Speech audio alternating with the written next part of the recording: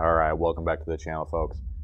This is going to be a little different this time. I'm going to do a voiceover. I didn't set up my audio recording equipment when I did the build because I wasn't able to devote just sitting down and knocking this thing out in one sitting. It took a couple days, and I got a day job, so this is kind of done on my spare time.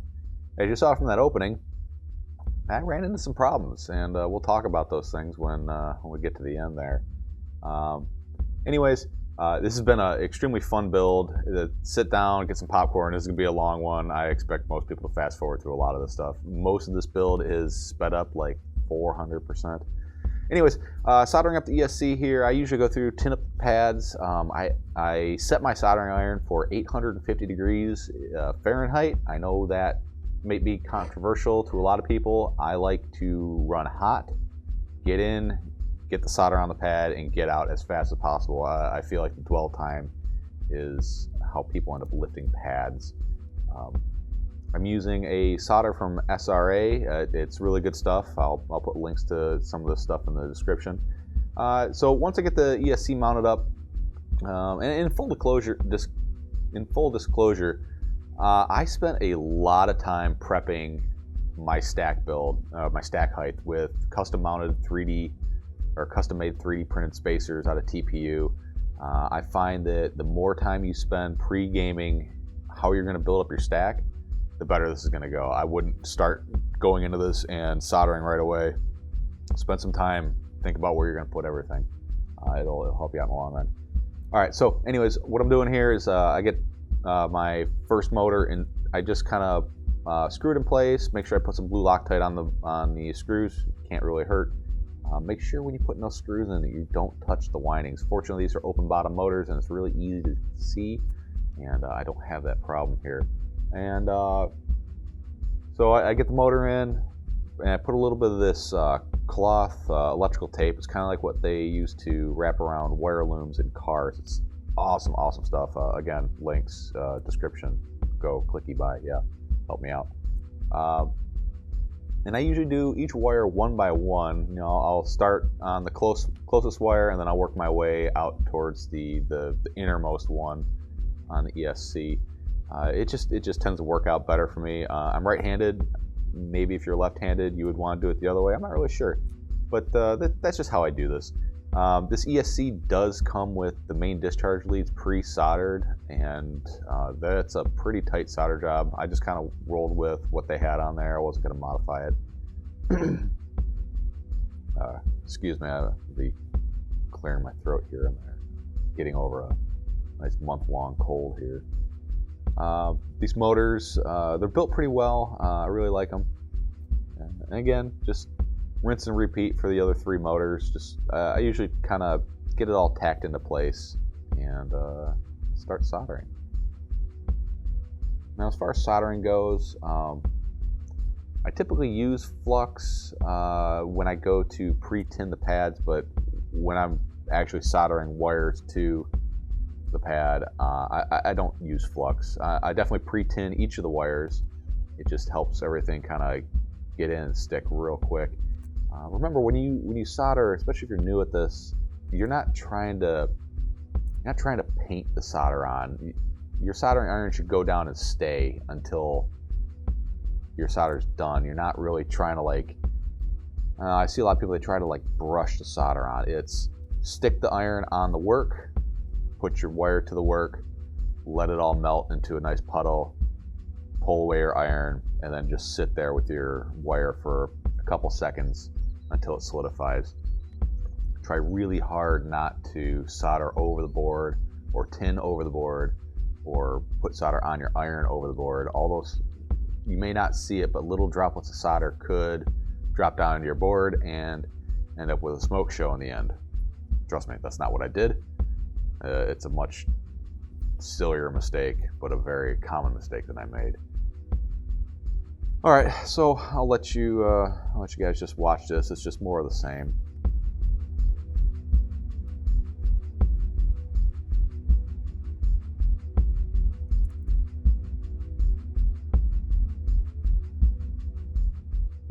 Would have done this build with my my TS80, but I've got a nice Hakko 888D. I like the thickness of the soldering iron handle, especially for long jobs like this. Not saying the TS80 or the TS100 or the $15 Radio Shack, rest in peace, soldering iron wouldn't work, but you know, if you got the tools, set yourself up for success.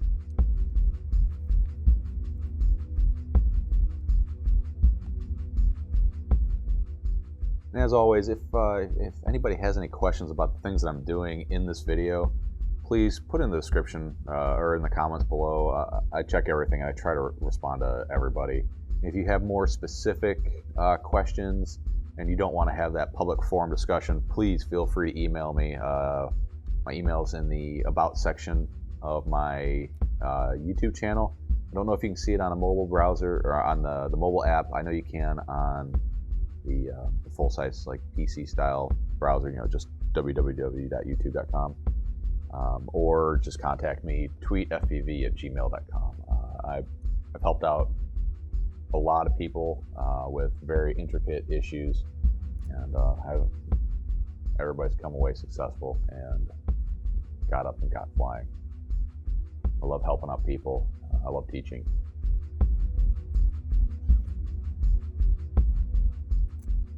A nice tool to have is some ceramic tip, or basically non-conductive tip tweezers.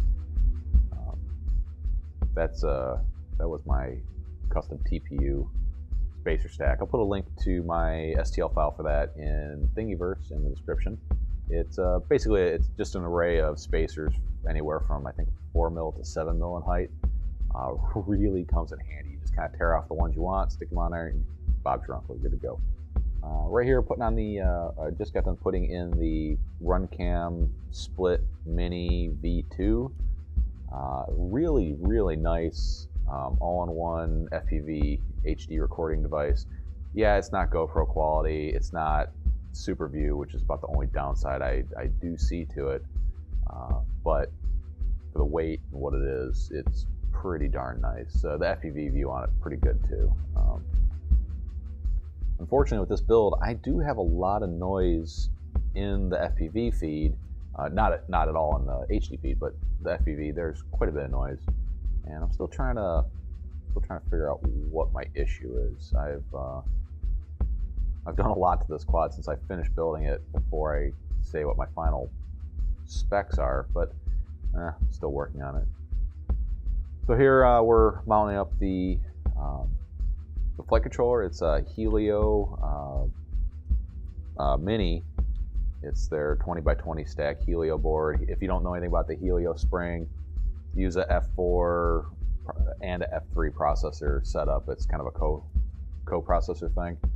So the F4 handles all the day-to-day operations, you know, IOs and all that stuff, and then the F3 handles the PID loop and the gyro. From my experience so far, it flies pretty darn good. I don't know if it flies much better than a Betaflight flight controller. I know out of the box it flies better than any of the Betaflight flight controllers I've used, but Betaflight is really quickly bridging that gap between the boutique stuff like the Spring flight controller and, you know, just the run-of-the-mill Betaflight build.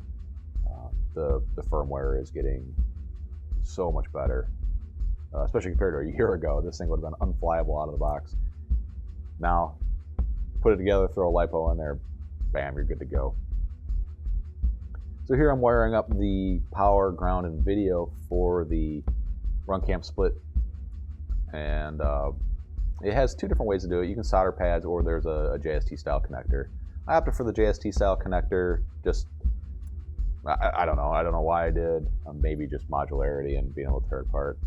And here's the diagram for the my BTX, which is the AKK F3 Ultimate. It's the US version, so it doesn't go up to 1 watt, but it does have smart audio. And the really unique thing about this, besides the fact that it's a 20x20 mount, it does have a built-in microphone, is it accepts both the UFL connector and the MMCX, which that's pretty cool. So it doesn't really matter what style antenna you have laying around, it'll take both. For this build, I am opting to go with a UFL style antenna. No particular reason other than it's just what I had laying around. It's going to be the Axie antenna, the original Axie. If you haven't seen the new Axie Micro, geez, that thing is friggin' tiny. So I'm just taking all the wires off the VTX just because I want to solder them to the board, to the flight controller first, and then to the VTX, just so I have better wire management. And I'm just doing direct LiPo voltage to the VTX, so just kind of adding a little bit of solder onto those main discharge leads at the ESC. Worked out pretty good. Just got to make sure that nothing moves around on you, and make sure when it's going to be a bit of a cold joint, so when you pull your iron off that main discharge lead, you want to make sure you don't leave any peaks. If you do, there's a chance that they could contact whatever board's above it. Plus, they tend to be sharp and wires can chafe on them. I come from an aviation background, so strain relief and wire chafing is my bread and butter.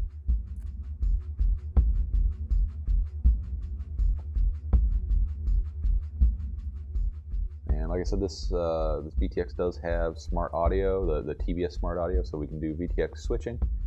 And we're going to solder up our wires to one of the UARTs. I did make a mistake when I first started building this board up. I didn't pay attention to the fact that the S-Bus in and the telemetry in also doubled as UART 1 and 2, so I think I soldered this VTX switching wire up to UART 1. So eventually I go back and change that up to UART 3.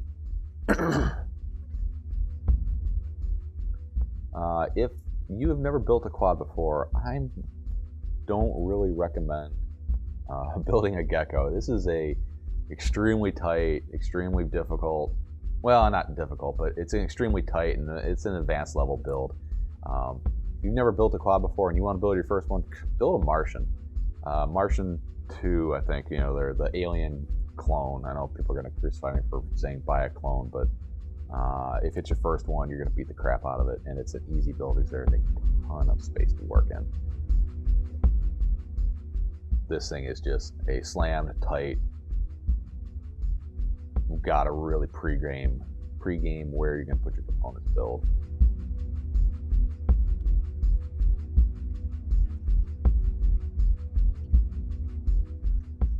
So we're just getting the VTX mounted up here. The downside of this VTX is it has 3mm holes for the mounting hardware, and the RunCam split board is a 2mm hardware. So there's a little bit of slop in there. Luckily, everything kind of tightens down, and I'm not too worried about it shifting around and moving. If you were, a little bit of Loctite goes a long way, but with Loctite, it does lock all your hardware in place. So you got to kind of be careful about your application of it. Less is more typically with that stuff. And here we're just soldering up our power, ground, and our video wire. Typically your wire for your video is yellow. In this case I am going with yellow, but just keep track of your wires. Sometimes you got to use what wire you have on hand. The Gecko frame's a really cool frame. That titanium front cage, it looks like my roosters. It's super tough stuff, and the proprietary rear standoffs. It's not just some 3mm bobbins that they got from the lowest bidder in China. That they're custom made for the frame to hold onto the top and the bottom plate. Here, just doing a little bit of wire management. The receiver for this, if you haven't noticed by my other videos, I am a fan of the R9 system. I think it has its place, and it does very well when used properly. So I'm going to use the R9 MM receiver. I know the R9 Mini is out there, and it's super affordable and it's everywhere, but I don't recommend anybody in the mini quad space to use the R9 Mini receiver, just because of the non-inverted nature of the SmartPort telemetry. The nice thing about the R9 MM, which I'm using here, is it has not only just a regular smart port, it also has a inverted smart port. So if you're using an F4 that doesn't have a telemetry pad, this thing's got you covered. You don't have to mess with soft serial or any of that crap. For this build, I am going to use just the standard S-Bus protocol. I've used F-port before. It worked well for me, but I figured I've got some quads that can use it, some quads that can't use it, so I am just sticking with S-Bus, just so I don't have to try to remember what quad is set up for what protocol. So this flight controller, the Helio, does have a telemetry pad, so it is able to take an inverted signal and uninvert it for the F4 processor to understand. So I'm not using that that uninverted smart port wire, and of course it does have an inverter on the RC input, the S-Bus pad. I don't know of any flight controllers out there that don't accept a inverted S-Bus signal for your RC control. And I am using one of the newer R9 T style antennas. Just have it mounted in a little TPU mount that I found on Thingiverse that goes underneath the 20x20 stack for the RunCam split board. Real neat design, real basic.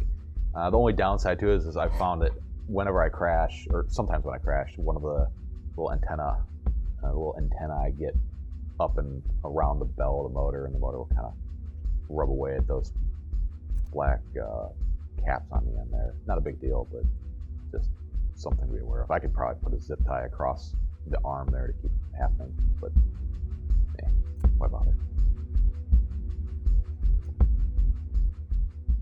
It's a pretty tight solder job here. The pads are extremely close together. I'm using a chisel tip. I probably should be using a pointed tip on my soldering iron, but I'm too lazy to let the iron cool down and take the tip off.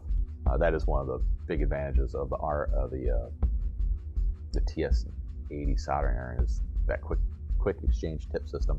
You can pop a tip off, pop a new one on, and keep on moving. Whereas the Gecko, I gotta kind of let it cool down before I can handle it and start pulling things apart on it.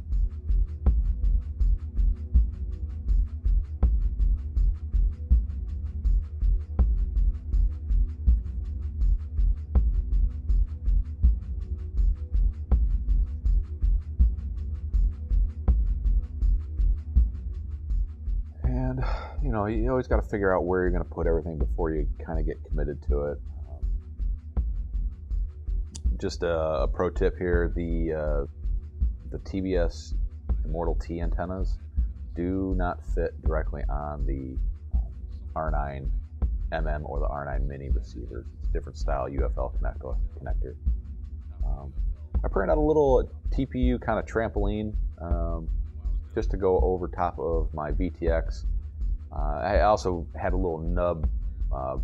I drafted a little nub in there to kind of put pressure on that UFL connector on the VTX. Not that I need it, but if I'm going to print and design a part, I might as well put that on there. And that'll also double as a place to stick my receiver down to. I have noticed that with these 900 megahertz long distance systems, you can end up getting a little bit of noise in your video. So I try to keep everything as separated as possible.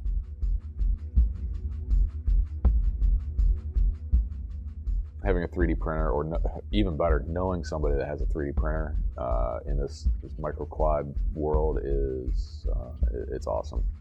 I do have a 3D printer, and I do design a lot of my own parts and pieces, and it's always nice not having to just stick with whatever you can find on the market.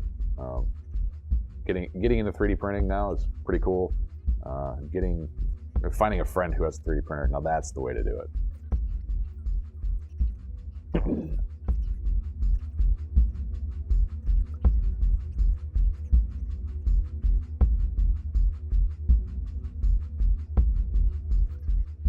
And just a little bit of heat shrink helps hold everything together.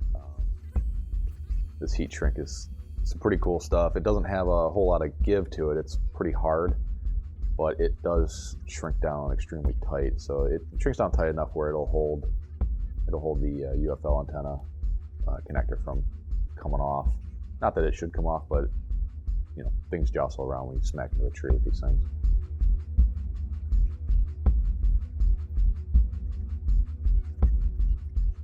And just checking my clearances here.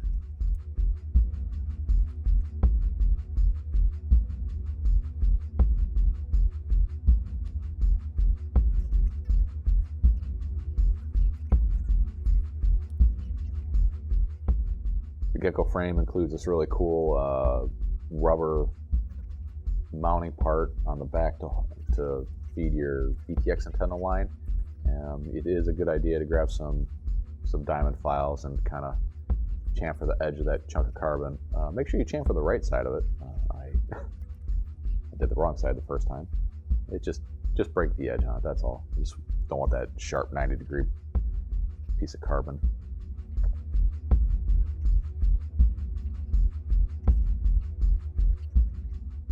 And here I'm just mounting up a battery and some props just to kind of get an idea where I want to go with my XT30 connector and figure out if I want to go long and route it up front or go short and route out the back. I typically, when I first build a quad, I leave the main discharge lead long, and inevitably after a couple packs I end up cutting it back pretty short. You just don't want your main discharge leads getting cut anytime.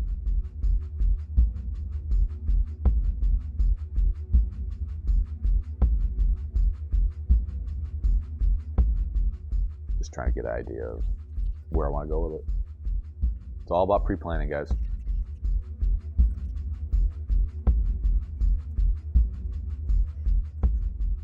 And I'm going to put a small capacitor on the XT30. By the way, yeah, I am using XT30s. It's kind of a toss-up between XT60 and XT30. I have a lot of XT30 4S packs laying around, so that's kind of what I went with. And if you didn't know, XT30 is rated for a continuous 30 amp load. I don't see that being an issue here. I don't think it's going to be a bottleneck for me at all. Ideally, you want the capacitor as close to the ESC as possible, but any capacitor is better than no capacitor. Another little tip: when you go to solder up your XT30, 60, 90, whatever connector you're going to use, put both ends together. The end that you're not soldering up kind of helps act as a heat sink to keep those pins from melting the plastic if you are on there for a long time and get them pretty hot.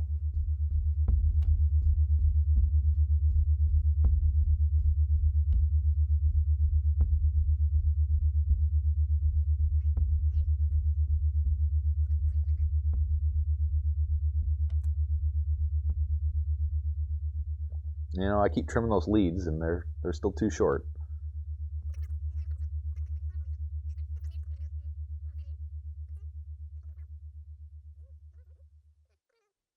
If you want to mount your cap somewhere remotely, there's a product, I think it's called a waffle cap. It's just a little PCB that you solder on top of your capacitor, then you solder some wires to the PCB.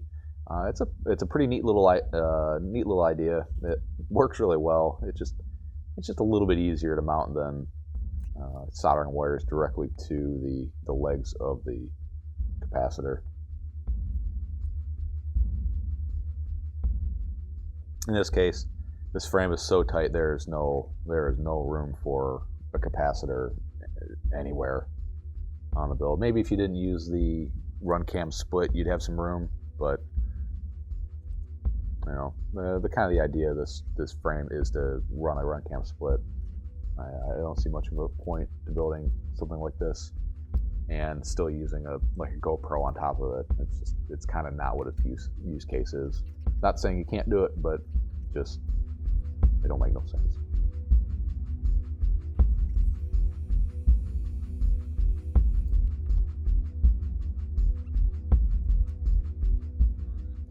And we've all seen this. This is one of the disappointing moments of my life. I did check everything with a meter, but here's what happened is I looked at the pinout for the wire harness on the ESC versus the flight controller, and I put the pages kind of how I had my boards oriented. Yeah, that was a big mistake. I ended up feeding BCC into motor 4, and I ended up blowing a big hole in the F4 processor, rendering this board useless. But anyways, thanks for following along. I'll have more on this project as it moves along. It is up and flying. I just need to kind of fine tune it, change a few components around, figure out why I've got so much video noise. And I also made a video on how to fix a blown up F4 board. All right, guys. If you like what I'm doing here, like, subscribe, comment below if you have any questions. Click those links if you are interested in any of the products I have listed or have used in this video. They may be affiliate links, they may not be. It does help me out quite a bit. All right, guys, keep flying. Bye.